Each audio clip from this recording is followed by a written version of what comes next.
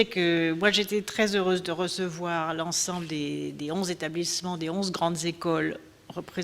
assurant la formation de 7000 élèves sur tous les métiers du ministère, pour vous dire aux uns et aux autres que vous êtes à l'avant-garde de la transition énergétique et de la transition numérique et de la transition écologique. Et que nous sommes sur un courant extrêmement porteur. Et je souhaite que toutes ces grandes écoles du ministère vraiment profitent de ce courant extrêmement porteur, fassent en interne les adaptations et les réformes nécessaires, se remettent en cause sur un certain nombre de choses et nous aident à inventer le présent et le futur. On a à construire la société qui va économiser l'énergie, monter en puissance sur les énergies renouvelables, changer les fondamentaux de l'utilisation des ressources naturelles, inventer des nouveaux métiers qui sont à l'articulation entre le local, le national, le territorial, enfin entre le citoyen, le local, le national et le mondial. Et donc, ces nouvelles articulations qui utilisent toutes les nouvelles technologies, aussi du numérique, les nouvelles données que j'ai décidé de mettre en accès, donc avec tout le big data que nous sommes en train de faire dans le ministère et pour toutes les données du ministère, et nous sommes vraiment le lieu de l'État où se trouve la plus grande masse d'informations qui doivent permettre aussi de créer des activités, des start-up ou des filiales ou des activités nouvelles dans les entreprises existantes. Et donc il faut vraiment que ce réseau qui est unique au monde, que vous représentez, se saisisse à bras-le-corps de ces nouvelles potentialités. Et donc ce contact a pour objectif de me permettre de bien identifier la façon dont je peux porter, encourager, faciliter, donner les moyens pour que ce mouvement se fasse. À vous aussi de voir comment, à l'intérieur de chacun de vos établissements et sur la façon aussi de les mettre en réseau, nous pouvons créer finalement ce réseau des grandes écoles, et de la formation, de la transition énergétique, de la transition numérique et aussi de la biodiversité.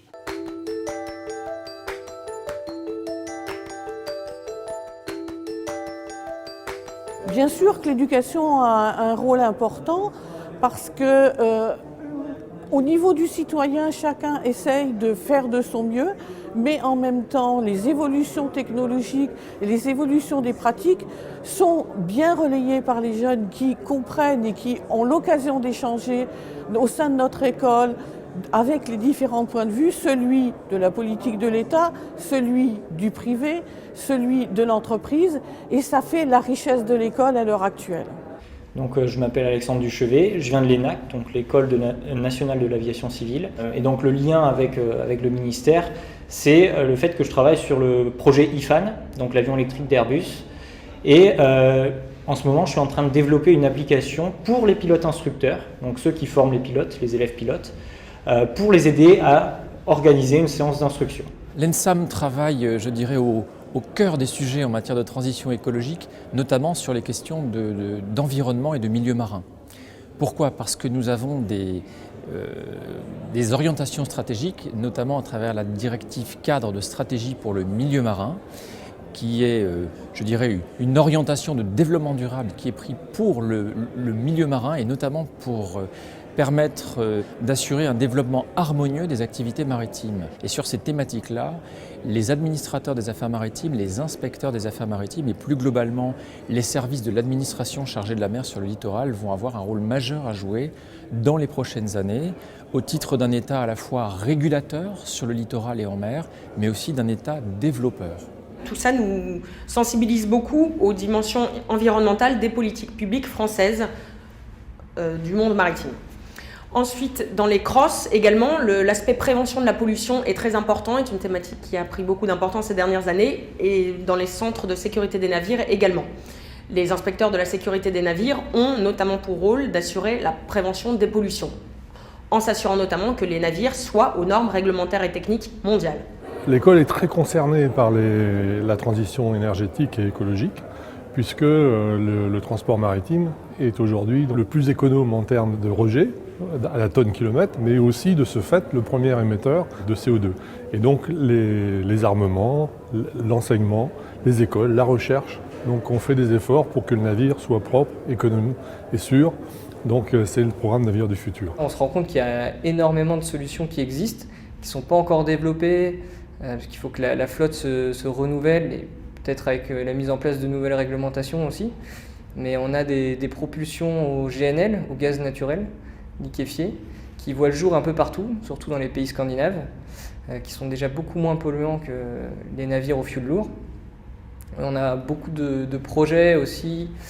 concernant des navires à pile à combustible, ou de plus en plus de navires qui essayent d'utiliser les énergies renouvelables pour se propulser ou aider à la propulsion, comme le vent sous forme de grands cerfs-volants ou le retour au transport à la voile. Donc il y a énormément de projets qui sont faits dans ce sens-là. Et il faut les pousser et les aider à émerger pour que la flotte mondiale change et qu'on puisse faire un pas en avant sur ce point-là.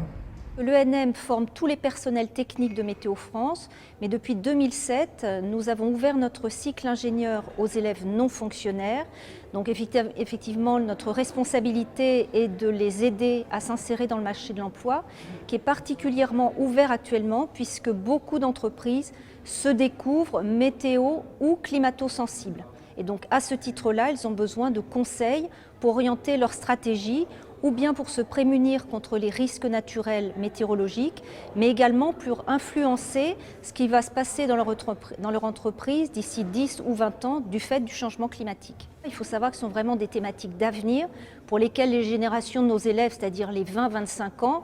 c'est eux qui vont avoir à traiter ce problème-là. Donc effectivement, ils sont particulièrement sensibilisés à cette thématique. Moi, j'ai du mal à imaginer ce que je ferai exactement plus tard, mais après, ce que je me rends compte et je pense que je ne suis pas la seule à me rendre compte, c'est que c'est quelque chose de très important, l'écologie et cette transition énergétique. Donc même si je ne sais pas définir ce que je serai, quel type d'ingénieur je serai plus tard, je sais que c'est quelque chose qui sera important et auquel je m'attacherai d'une façon ou d'une autre. L'école des ponts est une école d'ingénieurs de premier rang, niveau national et international, centrée sur les questions de la construction, du génie civil et environnemental, de l'économie et de la finance appliquées à ces domaines et sur les questions qui tournent autour des matériaux, du numérique et de toutes les technologies nouvelles appliquées aux enjeux du développement durable et de l'énergie. Nous avons vraiment vocation à déployer les technologies françaises, l'ingénierie française dans les green tech pour l'ensemble des entreprises françaises, dans l'ensemble du monde, parce que nous pensons qu'à travers ça, non seulement nous favorisons le développement économique français, mais nous favorisons la transition énergétique pour l'ensemble du monde. Je lance la Green Tech avec un incubateur dans le ministère pour encourager les startups sur le domaine de la transition énergétique et écologique. L'idée, c'est d'articuler la transition numérique et la transition énergétique, de lancer donc un appel à projet, de créer un incubateur, de faire un hackathon sur les compteurs intelligents. Et moi, je souhaite bien évidemment que les élèves de nos écoles soient les premiers à en bénéficier si ça les intéresse. Donc ça, très directement, bien évidemment, je serais très heureuse que ce soit des jeunes issus de nos grandes écoles qui puissent se positionner, voire se regrouper pour répondre à cet appel à projet.